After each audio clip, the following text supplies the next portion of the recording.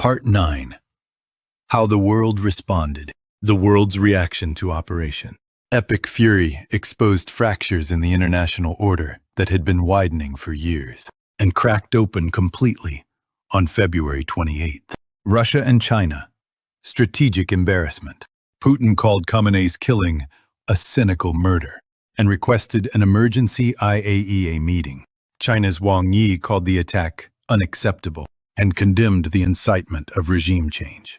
Both Moscow and Beijing face a moment of profound strategic embarrassment. Iran was their most significant Middle Eastern partner. Their military reassurances to Tehran proved hollow.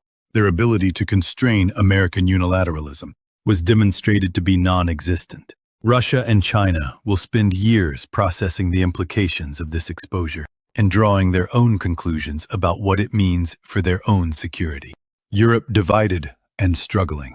Germany's President Steinmeier called the killing a politically disastrous mistake and a violation of international law. France's Macron called an emergency UN Security Council session. Italy blamed Iran for provoking the confrontation. European Commission President von der Leyen issued a statement backing regime change, a dramatic departure from decades of EU policy favoring negotiated engagement. A joint statement from France, Canada, Germany, Italy, and the United Kingdom expressed grave concern about Lebanon and called for immediate de-escalation. The Muslim world volcanic reaction. In Pakistan, 9 people were killed as demonstrators approached the U.S. consulate in Karachi. In Baghdad, crowds attempted to breach the U.S. embassy. Iraqi Shiite militias vowed retaliation. Turkey condemned Israeli operations in Lebanon as genocidal collective punishment. Hezbollah Secretary General Naim Qassem rejected all negotiations, describing resistance as a national responsibility. Iran, inside its own borders, saw both massive state-organized mourning demonstrations and, in quieter neighborhoods before the internet was cut, videos of citizens celebrating, dancing, expressing relief. The country Khamenei ruled for 37 years was, it turned out, deeply divided about his legacy. Part 10. Day 30. Where we stand right now. Today is March 30th, 2026. Day 30 of the Iran War.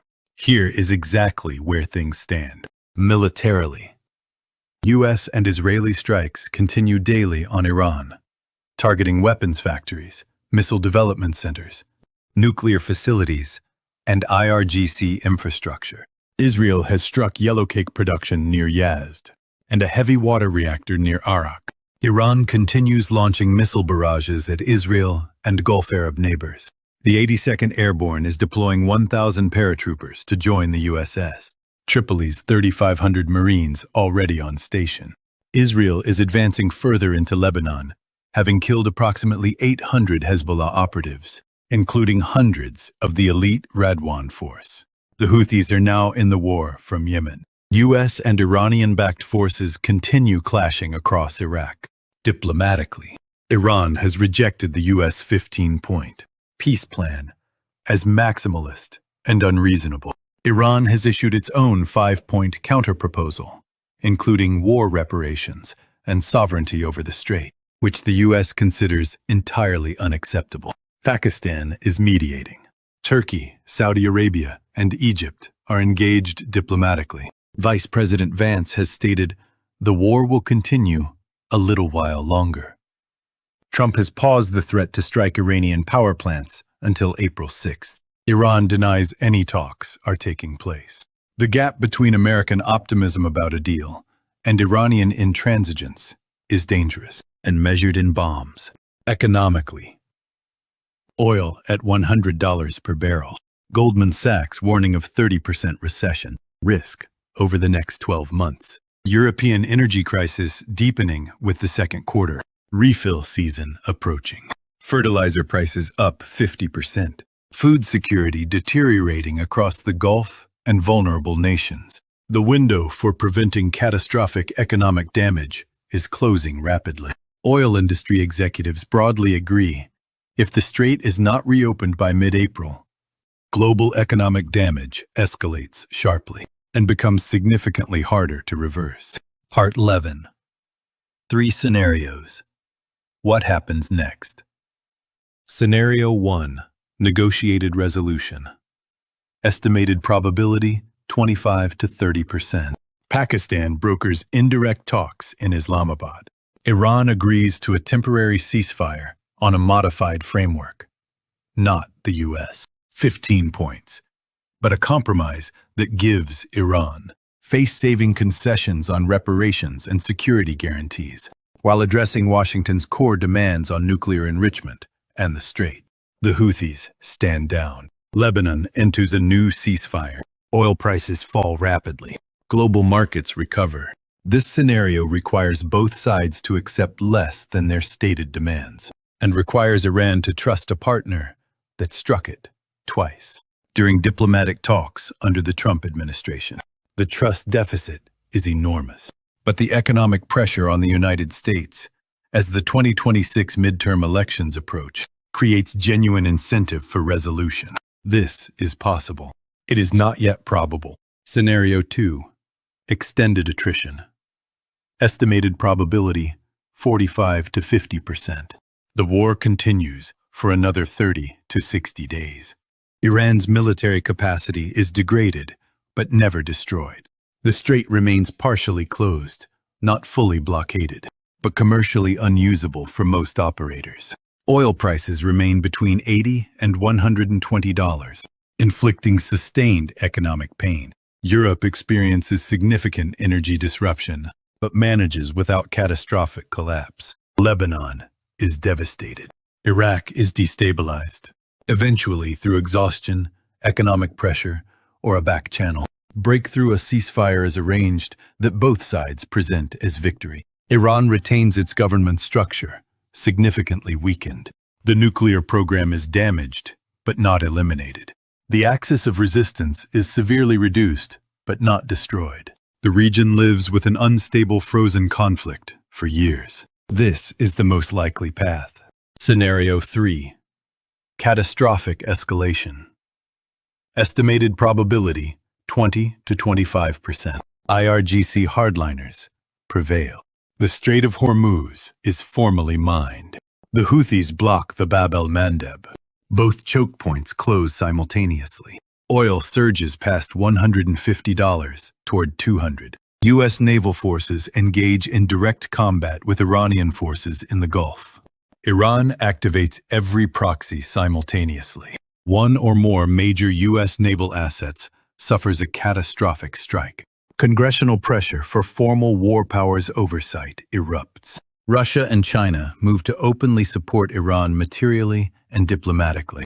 Iran's parliament votes to withdraw from the Nuclear Non-Proliferation Treaty. The world enters a period of genuine systemic risk that no existing model can fully predict or contain.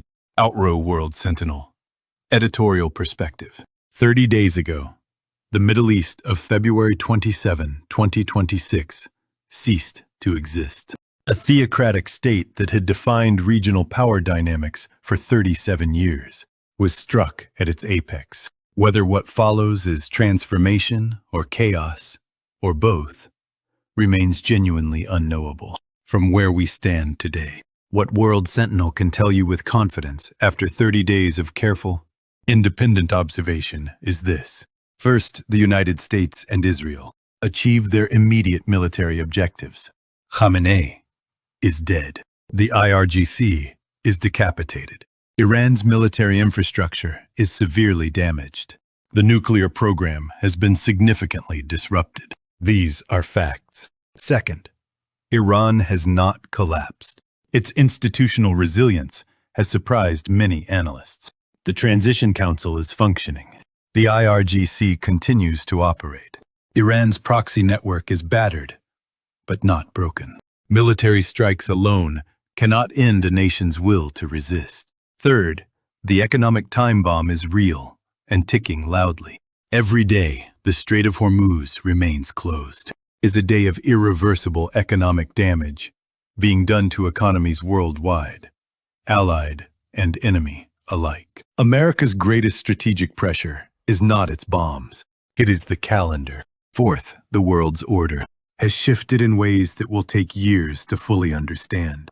From Tokyo to Seoul, from Beijing to Berlin, from Islamabad to Brasilia, nations are recalibrating their assumptions about American power, American reliability, and the rules of international behavior. Those recalibrations will have consequences we cannot yet predict. And fifth, in the rubble of Tehran, in the hospitals of Beirut, in the displacement camps of Lebanon, in the oil-starved ports of Asia, and in the rising grocery prices of ordinary families on every continent, there are human beings, people who did not choose this war, who cannot stop it, and who will carry its consequences for the rest of their lives. World Sentinel will be here every week as this story continues to unfold. We will tell you what is true. We will tell you what is uncertain. We will tell you what matters to you, wherever in this world you are watching from. That is our commitment. That is who we are. This has been World Sentinel, World Watch TV. Episode 3, The Iran War. Day 30. Stay informed, stay watchful, and wherever you are in this world, stay safe. Research sources. All information current as of 0900 AEST, March 30th, 2026. Day 30 of the Iran War. Wikipedia. 2026 Iran War. 2026 Lebanon War. 2026 Strait of Hormuz crisis. Economic impact of the 2026 Iran War. Al Jazeera, CNN, NPR, BBC, Times of Israel. Critical threats. ISW CTP, ACLED, Middle East Special Issue. March 2026. World Economic Forum, Dallas. Federal Reserve Bank Research. Bloomberg Graphics. Washington Post. Stimson Center. Congress. GovCRS Report. Virginia Tech Economic Analysis.